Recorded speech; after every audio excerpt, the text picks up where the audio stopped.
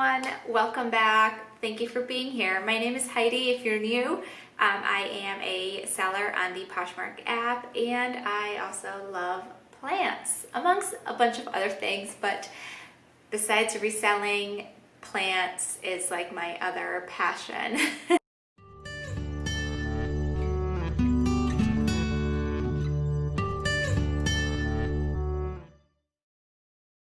There really is nothing better than to see new growth. I mean, you go to the nursery, you go to wherever you are, and you pick out a plant, and you bring that plant home, and you care for it, and day in and day out, this plant is present in your home, and then one day, there's a new leaf, there's signs of new growth, and it's so exciting. It's so rewarding. I love seeing new growth. It's just so exciting. It's like bringing a little piece of nature into your home, and it rewards you for taking care of it the right way with new growth, and it's so rewarding. I think one of the first things as a beginner or as someone who is just thinking about adding to your plant collection, which may be small, so you may already know this, but check out your home.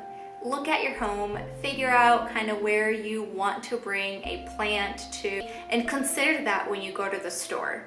And when you're at the store, plants will have a little tag. Take a look at that and see if that is something that matches your home. For example, I have most of my plants in my dining room because this is the room that is the warmest in my house. It is the room where it gets most of the sunlight. So my plants are backed away from my slider door that leads out to the deck, because here's all the warmth, all the indirect light, and the plants that need more sunlight are obviously closer to the window. There's nothing better than to learn about plants by bringing one home and just learning from it. Watch what your plant does when you bring it home. That's where like the research and the education comes from, is looking at it and living with it and seeing what works, how much water it needs, what light works. All those trial and error phases will just educate you further on your plant knowledge. You pick out your plant and you bring it home. I would definitely wait on repotting it. I kind of discussed that in my other video, so I'm not going to go into that further, but I would recommend that you leave it in your nursery pot for a while until your plant acclimates to your home. If your plant is super root bound, then definitely consider getting it a bigger pot. Don't transplant it into a pot that does not have drainage holes. It is very important that your new planter has a drainage hole. Let's talk about the little pots, the nursery pots that you are going to be looking at the store. So when you are at the store, definitely scope out your plant. Make sure that it is there are no bugs in it. Look at the dirt, look at the bottom, make sure that it looks healthy. And by healthy, I mean there's no root rot. It's not like completely soaked.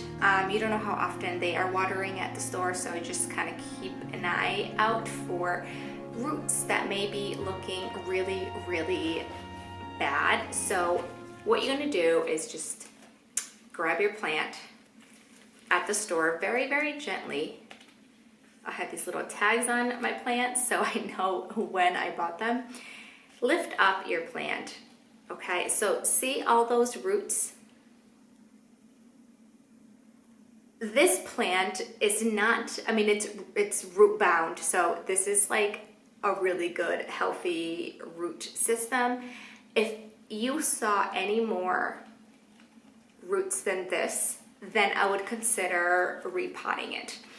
And actually this one I will repot because check out the nursery pot that it came with. And these most of these plants do have this style pot when they are at the store. So it's very, very important that you look at the nursery pot, and if that is the plant that you want and it has this style nursery pot, consider transplanting it into a different style pot when you get home.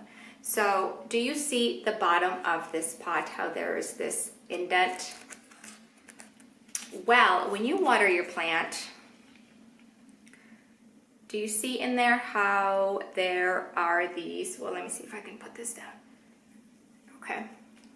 So in here, the water, could actually collect in there and just sit there. So it is really important that your pot is flat on the bottom and it does have drainage holes. You want them to be very large so water can escape and the roots or the soil don't clog them up. If they are too small, that will happen, and then water won't be able to drain out and your plant will get root rot, and then that's the end of your plant. Basically, root rot is just the end, the end of it all. So make sure that it is flat. I need to change this guy. The style pot that you should be looking for are ones that are flat. See the difference? So you can see the difference there. See how much indentation is in this one inside of the pot?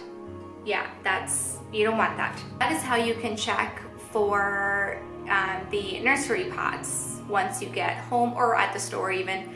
And if you want to move it to a different pot, I would say the only reason why you should be thinking about moving it to a different pot is if it's completely root bound, if those roots are just covering the entire base of the pot and on the sides, then it's root bound, and yes, maybe you could consider changing it up to a pot that's probably just a couple inches bigger. And if the nursery pot is collecting water at the bottom, even with drainage holes, you want to move it because you don't want root rot. I keep my plants in their nursery pots for a long time until they're root bound and they just need a bigger pot. So some plants really like to be root bound, so I don't mess with it. If it's happy, if it's growing, don't touch it. Like, why mess something that's working? Just leave it alone. Your plant is happy. So I just grab any little cover pot and place the plant inside, and it makes it look much better. And I actually purchased this from my neighbor who was having a barn sale. I like the old rustic look to it, so it looks much better in this little guy. A lot of plants don't do well when you mess with them. One of them being like the fiddle leaf trees. They do not like to be touched. They don't want to be messed with. Leave them alone. Leave them alone. Don't transplant them. I haven't touched one of my fiddles in like a year, and I think probably next spring I'll consider changing it, but it's like so happy that I'm not gonna touch it. Like, people would think the pot is too small, but it's growing and it's happy, so some plants just really don't like to be messed with. If your plant though does really need a new home, you could do the following. All you literally do is put some soil on the bottom of your container. Make sure that it's flat and it has good drainage, and add a little bit of water to make it a little bit moist for your plant, and then just simply pick up your plant and place it on top of your pot. There's no need to ruffle up the roots, just leave them as is. The roots will find their way, I promise. And then add some of the remaining soil around the sides. You do not have to press down super hard, or make sure that it is nice and tight in there. You don't want to crush the roots, or you don't want to take away any space for them to be able to grow out and explore. So just lightly add on the rest of your soil until it's covered to the top, and then add a little bit of water at the top to make sure that your plant is nice and happy in its new home. So that is the easiest way for you to transplant your plant without causing any trauma to it, or maybe your plant hopefully won't even notice that it's in a new home. But definitely don't mess with the roots when you do that. Let's talk about watering. Overwatering your plants is like the #1 plant killer. I touched on it in my last video, but please do not overwater your plants. When you bring your plant home, just leave it. Leave it for a few days.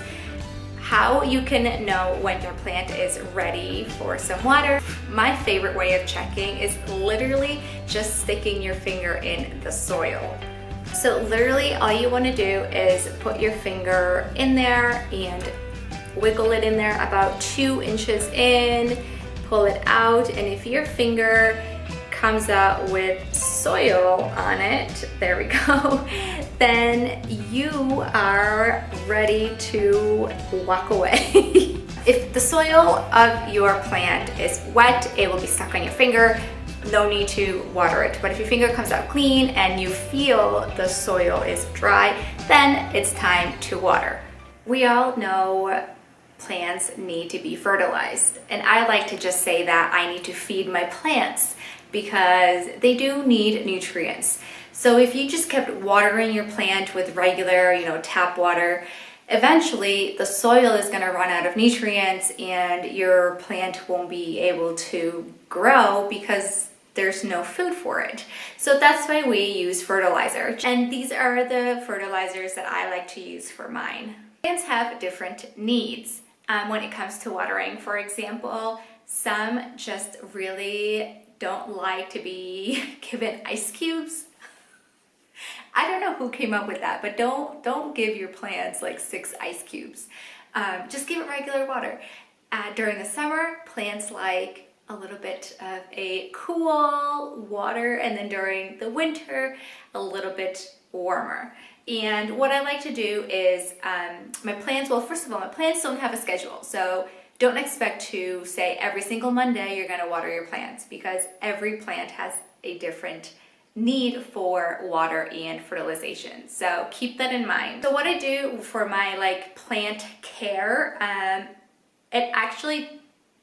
I actually focus on a real thorough plant care, once every 2 to 3 weeks, and then every single day I walk around with my watering can and put my finger in all of their pots to see which ones need water, because they are all in different locations of my room. Some get more sun and more warmth, therefore they go through water quicker than the ones in the back. If you have a fiddle fig and that's something you purchase from your local nursery or from a store, and that happens to be one of your first fiddles or your first plants, you could definitely use any liquid fertilizer. Just make sure you dilute it a lot, or you can get yourself just a fiddle fig food, just a liquid fertilizer for fiddles. I don't know if it's that much different than a regular fertilizer, but this is an option. But if you could just get a regular liquid fertilizer from your store, that's fine too. Now, if you don't have a fiddle, I have been doing the following. So let me make some space here. So I have been using worm castings. When I make a video about my soil mixture, I will talk about this again. But if you are not making any soil for your plants, all you gotta do is grab some of this soil and sprinkle it on the top of the existing soil. And this is a great alternative to liquid fertilizers. This is a slow releasing fertilizer. It's organic, plants love it, and you just gotta water your plant normally, and all its nutrients are right here in some worm castings. Another thing that I have recently introduced to my plants is fish fertilizer, fish emulsion. So it is stronger, it does smell like fish. So if you don't want that, don't get it. A little bit goes a long way. 1 tablespoon per gallon is plenty. Between the 3, the fiddle fig food, if you have a fiddle, the worm castings, a regular fertilizer, actually there's 4, and the fish fertilizer, there are plenty of options for you in how you want to go about fertilizing your plants. If you're beginning, obviously you don't need to go into that detail or worry about it as much. Just get a regular liquid fertilizer. Don't add too much. Too much fertilizer will burn the roots of your plant, so make sure that you dilute it a lot. So to elaborate a little bit on fertilizing your plants, you don't need to fertilize it every single day or every single time you water your plants. Don't do that. Water it like every couple weeks during the growing season, which is the spring, and then throughout the summer. And then definitely go like just hold back a ton in the winter with fertilizing and watering. They are kind of going to go dormant depending where you live, and they do not need as much water. So now that we've talked about picking out your plant and what to look for when you're at the store, we've talked about nursery pots and when to and when not to transplant your plant. We've talked about watering and feeding your plant. Now let's talk about light. So your plants obviously vary in needs of light depending on what kinds of plants you have. So some plants will do great in less sunny areas. They'll be fine in shadier areas. Some need indirect light. Don't put your plants in direct sunlight. The leaves will burn and your plant won't survive. Regardless of the light needs of your plants, all plants do need some sort of natural light. Their leaves need to produce photosynthesis. During the long, cold, very long winter months, winter is one of my least favorite seasons, you want to move your plants a little bit closer to the light, to a window, to any source of light. So if your plant is doing really well, there's no need to move it in the winter near a window or near a light source. It's gonna be just fine if it's already doing well. So it's just a plant that requires maybe a little bit more light and you have it in a shadier area, just push it a little bit closer to the window. If it's happy, leave it. I don't want this to get overwhelming if you are new to owning a plant. It is really not that overwhelming. I am just giving you a lot of information, a lot of things to keep in mind that I wish I had known when I first bought my plant 7 or 8 years ago, and I kind of learned the hard way. But honestly, like letting a plant not die, because you don't want a plant to die, but if it does happen, it does teach you a really good lesson on what you could have done better, what went wrong. It teaches you a lot about plants. It's just like doing some homework. So research your plants before you get them. If there's one that you're eyeing, see if it's something that will work for you in your home, in your workspace, in your home space. So if I haven't shared enough, let's talk about actually like keeping up with the maintenance of your plants. Yes, watering is really important. You want to get rid of any, like leaves that are browning. You want to cut those off. But most importantly is making sure that your plant is healthy and there are no signs of bugs or spider mites or fungus gnats. Like you don't want any kind of bug on your plant. When your collection starts to grow, it's even more important to be aware of the plant that you're bringing into your home, because if it has bugs or any kind of fungal infection, bacterial infection, it could spread quickly to your other plants. So if you have other plants in your home, keep the new plant that you bought in quarantine to make sure that until it is like you inspect it and it's like super healthy and it can go into your plant collection. But if you brought a plant home or you have other plants and you notice that there are any signs of like little bugs flying around the soil or like spider webs or like tiny little white dots on the leaf, this is what I use to take care of it. This is how I maintain my plants. I actually use this to even clean my leaves with and just be ahead of it and prevent any bugs from growing on my plants. I have found that Neem Oil works wonders, and this is the brand that I use. You can certainly get any neem oil you can get your hands on. This is just the one that I was able to find on Amazon because I went to my local nurseries and garden centers and they were all sold out. Like they were completely sold out of warm castings. I can never find it locally. I always have to order it online. So any kind of neem oil works really well. Water with a little bit of dish soap works really well to clean your plants. And what I do is anytime I clean my leaves, I use this. So I don't use water to clean my leaves, I use this. And it's just preventative for any sort of like gross bugs. And I will spray the leaf and simply use a like dish towel or paper towel and wipe the leaves completely. Also, make sure that you clean under the leaves. That is where the bugs will tend to gravitate to live on. So checking under the leaves before you even bring a plant home and then keeping up with the maintenance of it is always cleaning the bottom of your leaves. And if your plant is super healthy and you've never seen any bugs, that's awesome, like good for you.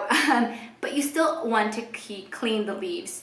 Even if it was just a little bit of water on a paper towel, just clean off the dust of your leaves. Dust will collect on them and your plants will be so happy that you cleaned their leaves. So get in there, really, really look at the plant head, I was gonna say head to toe, but root, stem, leaves, like every nook and cranny, look and keep up with your plant. You want it to stay healthy. So I use this in all of my plants, spray and clean away. And if you get a large plant, it's gonna take you a little bit longer to clean. That fiddle fig that I cleaned, it took me about 20 minutes to get through every single leaf and stem and every area of the plant to make sure that it is super healthy. So that's what I use to clean the leaves. I hope that those tips helped you in your plant journey. Please don't get overwhelmed by plants, and it's okay. It's totally okay if you bring a plant home and it doesn't make it. It's just a circle of life. Just go out and get yourself a new plant and start over. And the best part is that you've already gained a little bit of knowledge going into your second plant. Overall, these tips that I've shared with you, kind of the rule of thumb in my home with my plants, have worked with all of my plants. And I have a large variety of very needy plants to plants that like to be forgotten about for a long period of time, and they are so happy. That's what I do to maintain my plants. That's what I do when I am out looking for a new plant. What I do when I bring it home, how I clean it, how I make sure that my plants are loved and healthy and they are happy. In a nutshell, this is my routine. So when I have a day to designate to my plants, I pull out my fertilizers, I pull out my watering can, I pull out a paper towel, my neem oil. You could get yourself a moisture meter to check the moisture levels of your plant. All you do, you can buy this anywhere, Amazon, your local like hardware store, garden store, nursery store.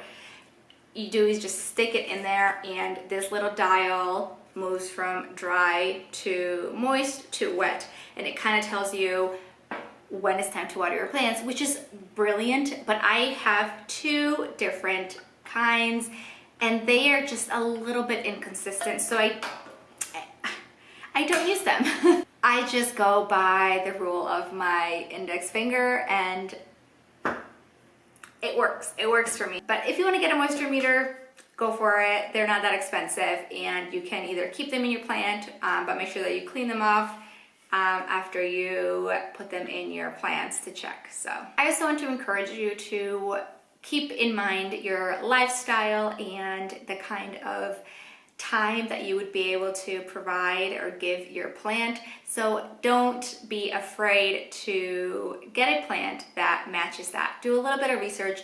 For example, if you are on the go, if you are busy, if you don't have a whole lot of time to keep up with maintenance of your plants or your plant care, get something like succulents or a pothos, which is one of my favorite. Pothos are my favorite plant because they are so easy to take care of. You kind of water it once in a while and forget it, and they thrive.